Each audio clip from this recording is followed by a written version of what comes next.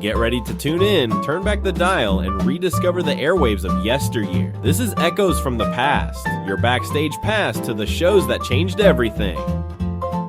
Today we're diving into the captivating world of a detective who has puzzled and entertained listeners for decades.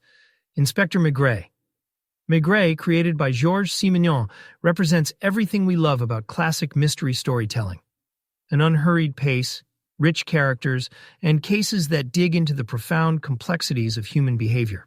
Now, the Maigret series, as featured in Humphrey Camardella Productions' podcast episodes, captures this spirit so effortlessly. Take Liberty Bar, for instance. It's this melancholic yet slightly whimsical story set on the south coast of France. It's not just about figuring out who committed the crime, it's about why they did it and how their relationships unfold along the way. It's introspective, almost literary. Then there's Maigret and the Minister, which veers into the political realm. That one shows how varied the universe of Maigret can be, weaving personal vendettas with larger societal themes.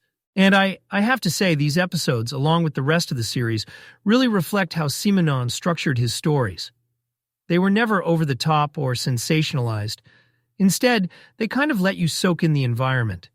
The smoky rooms, the rain-soaked streets, and Maigret's quiet yet relentless methods. You could almost imagine yourself sitting across from him, nodding as he ponders over a tough case. This kind of storytelling brings me back to when I was a kid. I'd sit with my grandfather by this old crackling radio, listening to detective stories after dinner. He had this deep voice, kind of gravelly from years of smoking, and he'd always say, "Eric, good mysteries don't just challenge the mind, they stir the soul." Maybe that's why I've always been drawn to characters like Maigret. They connect to something deeper, something human. And these stories, the way they're told in the podcast, they're like windows into that time. The pacing, the dialogue, it all feels so rooted in its era, but timeless at the same time. When we talk about iconic detectives like Maigret, it's impossible not to think about Hercule Poirot, another giant in the detective genre. Agatha Christie's Poirot. He's meticulous, flamboyant, even eccentric at times. I mean, you picture the perfectly waxed mustache, the obsessively orderly mind, and his constant refrain, the little gray cells. Poirot's method is all about precision, about unraveling clues like it's a puzzle, fitting them together piece by piece. And then there's Maigret, who feels so different, right? He's not flamboyant or flashy, he's more grounded, more human in a lot of ways. His approach isn't as cerebral as Poirot's, but more intuitive. It's like he absorbs the atmosphere of a case. Where Poirot might pride himself on unearthing every single discrepancy, Maigret cares just as much about the people involved, their emotions, their motives. It's almost like, with Maigret, solving the crime comes second to understanding the story behind it. Episodes like Murder in Mesopotamia really show Poirot's brilliance. That's a case set against this exotic backdrop, full of tension and intrigue, where Poirot dazzles with his deductive prowess. It's, highly theatrical, very Christie, but in the best way. Compare that to something like Maigret and the Minister, where the focus shifts. It's slower, more political, tackling themes of power and responsibility. Maigret might not announce, "I've solved it," in the same grand way, but he uncovers the truth all the same, quietly, methodically. What I love about Humphrey Camardella Productions is how they've curated these adaptations. They don't just focus on one kind of story or even one kind of detective. You get classic Poirot with its clever twists, but then you also have these introspective Maigret tales, both treating mystery as an art form, in their own ways. It gives listeners the chance to see how rich and, honestly, how diverse the genre can be. Like, it's not a one-size-fits-all world. Each detective brings something unique to the table. Poirot with his methodical brilliance, Maigret with his empathy and depth. And that's what makes these podcasts so engaging. They celebrate those contrasts. Whether it's Poirot on the trail of a glittering whodunit or Maigret trudging through the rain-soaked streets of Paris, there's something there for every kind of mystery lover. Mysteries told through old-time radio like Poirot and Maigret hold this timeless appeal that keeps us coming back, doesn't it? One reason, I think, is the way they mastered suspense.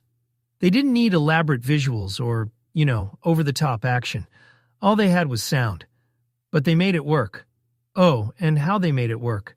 Take an episode like The Lamp. It's haunting, isn't it? You can almost feel the tension crackle through the air as the story unfolds. The atmosphere, it grips you. Shadows lurking in the corners of your mind. Tiny creaks of footsteps. And when the lamp, the one in the story, not just its title, starts flickering, your imagination does all the heavy lifting. It's a perfect example of sound design serving as both narrator and mood setter. That's the kind of magic these shows tapped into over and over again. Another great one is Murder is a Private Affair, from 2013, I believe. Despite airing many decades after the golden radio era, this episode shows how the spirit of those times carried forward into modern podcasting. What's incredible is how it retained that classic sense of suspense, but with, let's say, sleeker pacing. It's a perfect marriage of old and new, proof that the art form could adapt while still staying true to its roots. And that's the enduring appeal, really. These stories, they're meticulously crafted, yet they leave room for the listener's mind to fill the gaps. It's less about what you see and more about what you feel. The soundscapes draw you in. Every footstep, every whispered remark, every dramatic pause. It's honestly an education in how to tell stories that stick with you. So why do we keep re-listening to old-time mysteries? Personally, well, and I've said this before, good mysteries don't just challenge the mind, they stir the soul. They remind us of simpler times while keeping us on the edge of our seats.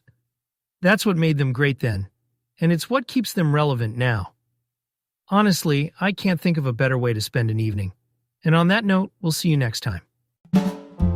Thank you for joining us on this journey through the airwaves of the past. We hope you've enjoyed exploring the classic radio shows that shaped generations and left a lasting legacy. Be sure to subscribe so you never miss an episode of Echoes from the Past. If you loved today's episode, don't forget to share it with fellow fans of history, storytelling, and vintage radio magic. Until next time, keep your dial set to the golden era and let the echoes of the past remind us of the timeless power of radio.